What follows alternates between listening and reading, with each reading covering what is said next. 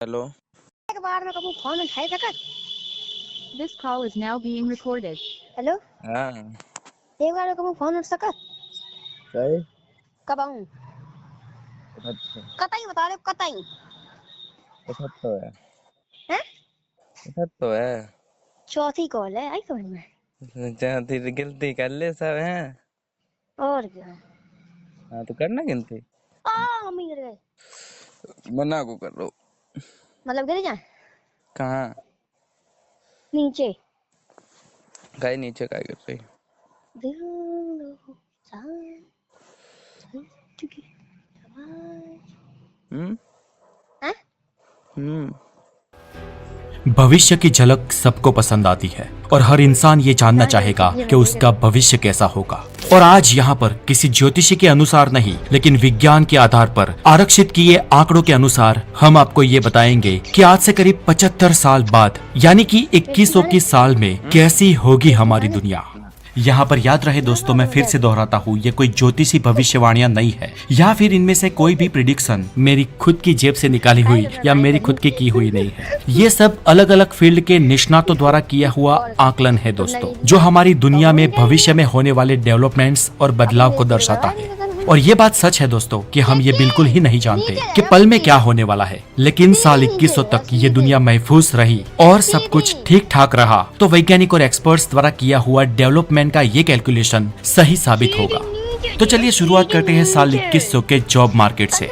साल 2100 तक विश्व की करीब 60% जॉब्स खत्म हो जाएगी, क्योंकि तब तक तो कई सारे फील्ड में रोबोट्स की रिक्रूटमेंट हो चुकी होगी और आर्टिफिशियल इंटेलिजेंस काम पे लग गई होगी।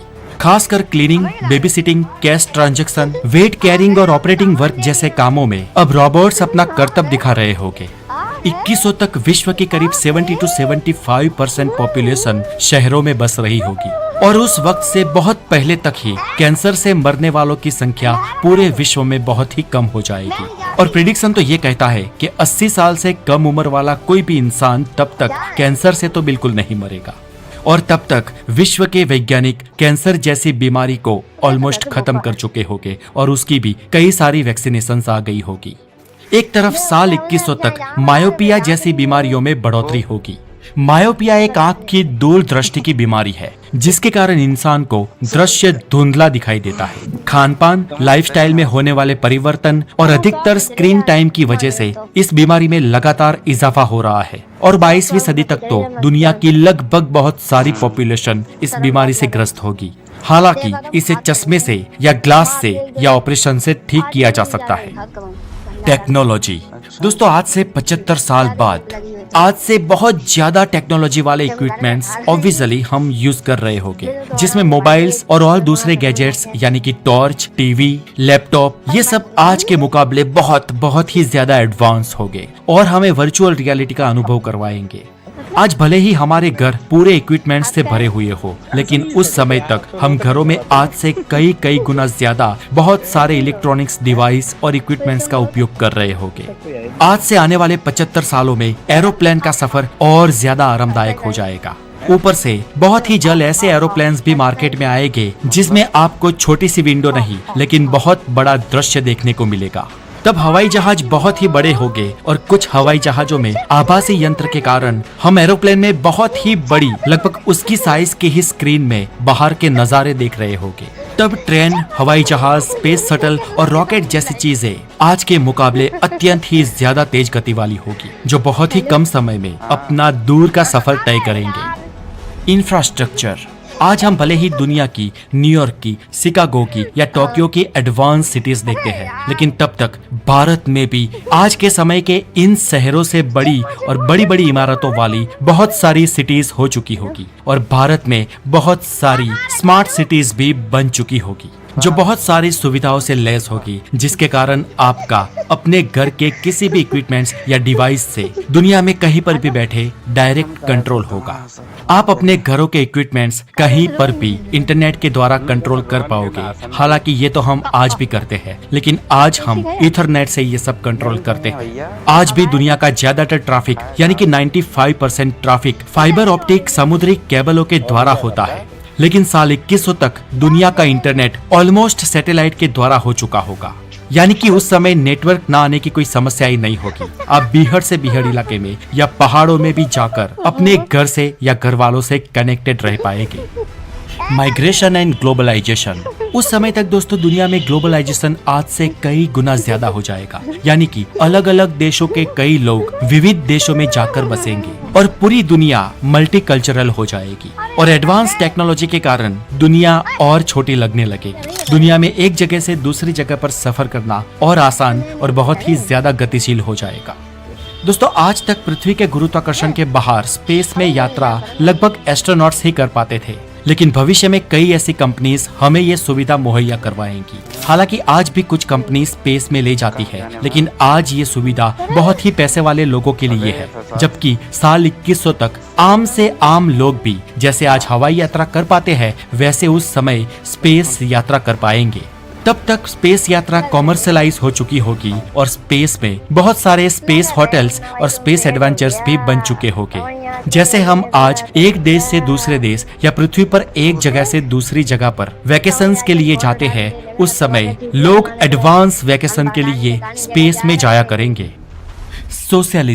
सोशलिज्म की बात करें तो साल 2100 तक इवन भारत जैसे देशों में भी डिवोर्स में बहुत ही ज्यादा इजाफा होगा और मल्टीपल मैरिज तथा लिव इन रिलेशनशिप जैसे पश्चिमी मापदंडों को हम भी अपना चुके होंगे। ये बात सही है कि भविष्य की पीढ़ी हमसे ज्यादा एडवांस्ड और मल्टी टैलेंटेड होगी, जिसके कारण पूरी दुनिया का विकास आज से कई गुना ज्यादा तेज गति से हो रहा होगा। साल 2100 तक विश्व की जनसंख्या करीब 10.5 अरब से भी पार हो जाएगी। संयुक्त राष्ट्र की रिपोर्ट के अनुसार साल 2100 तक समुद्री तल में इजाफा होगा और विश्व के सी लेवल में बढ़ोतरी होगी, जिसके कारण कम से कम 5 बार दुनिया के कई देश फ्लड का सामना करेंगे।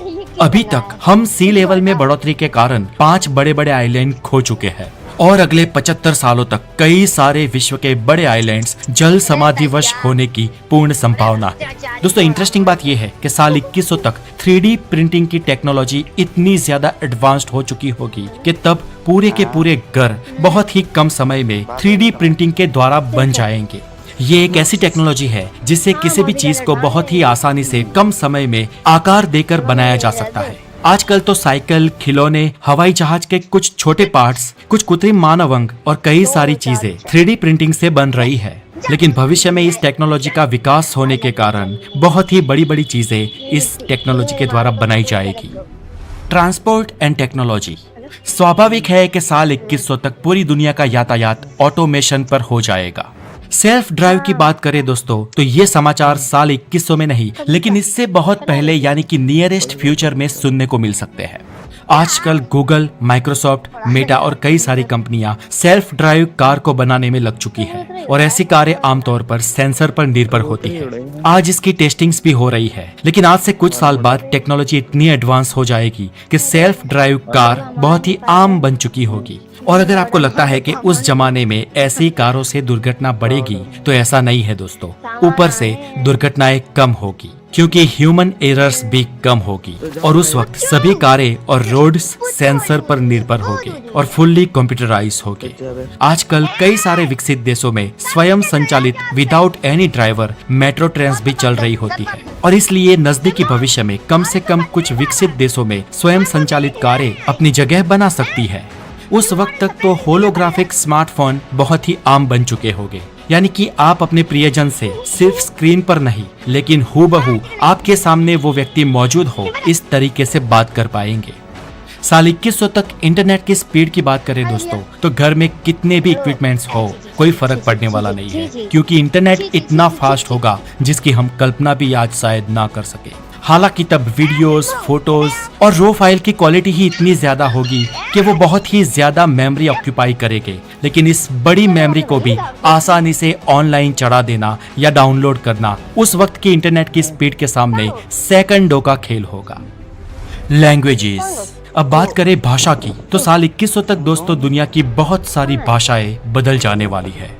भाषा एक ऐसा माध्यम है दोस्तों जिसके जरिए इंसान अपने शब्दों को बुनकर भाषा में अभिव्यक्त कर सकता है।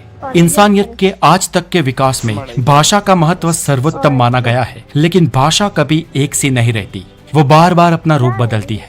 हम आज जो भाषा बोलते हैं, हमारी वही भाषा प्राचीन समय में इस तरह से नहीं बोली जाती थी जैसा हम इसे आज बोलते हैं, और भविष्य में भी हमारी भाषा हम आज जो बोलते हैं उससे भिन्न तरीके से ही बोली जाएगी। और इसी कारण एक भाषा में से दूसरी भाषा जन्म लेती है। जैसे संस्कृत में से भारत की आज की बहुत सारी मदर टंग्स जन्म ले चुकी है। ऊपर से एक भाषा दूसरी भाषा के शब्दों को अपनाकर परिवर्तित या विकसित होती रहती है।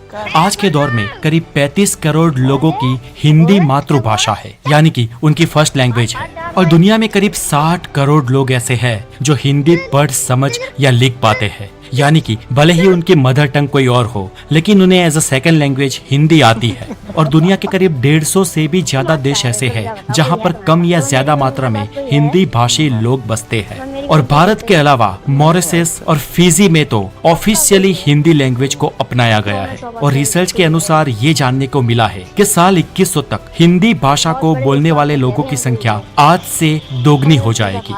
ये तो हुई साल 2100 की बात दोस्तों, लेकिन हम उससे भी आगे के भविष्य की बात करें तो भविष्य में आज जो हम भाषा बोलते हैं उसमें से एक भी भाषा का एज इट इज अस्तित्व नहीं होगा।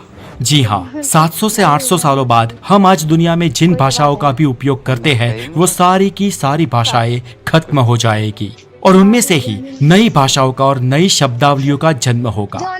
जैसे कि भारत के लगभग बोले जाने वाली भाषाएं संस्कृत में से ही उत्पन्न हुई है, साउथ अमेरिका और नॉर्थ अमेरिका की भाषाएं लैटिन में से, और यूरोप की भाषाएं ग्रीक भाषा में से जन्मी है। लेकिन आज हम देख सकते हैं कि उन मूल 3 भाषाओं के असली रूप से आज की भाषाएं कितनी अलग है।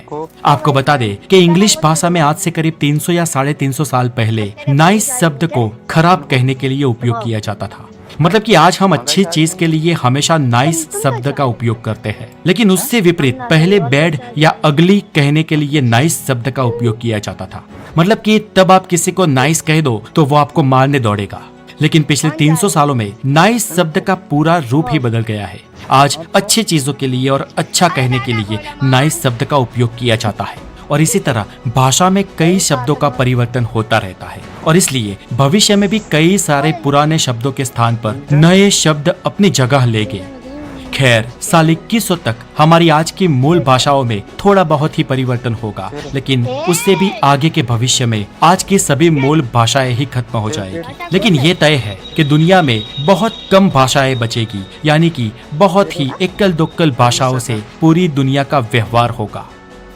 अब दोस्तों, अगर भविष्य में युद्ध जैसी स्थिति बनती है तो दुनिया के एक्सपर्ट्स बताते हैं कि अगर कोई वर्ल्ड वॉर हुआ तब भी एंटायरली पूरी दुनिया का सफाया नहीं होगा, क्योंकि ऑलमोस्ट दुनिया की सभी वॉर्स प्री प्लान होती है। हाँ, हम माने या ना माने, लेकिन आमतौर पर वॉर्स प्री प्लान्ड होती है, और दुनिया के कई विकसित देशों के पावरफुल लोग वॉर होने से कुछ समय पहले ही अपने आप को महफूज कर चुके होंगे, और ये बचे कुचे दुनिया के लोग इंसानियत को जिंदा रख सकते हैं। दोस्तों, आज के लिए इतना ही। Stay connected to the knowledge. अपना बहुत सारा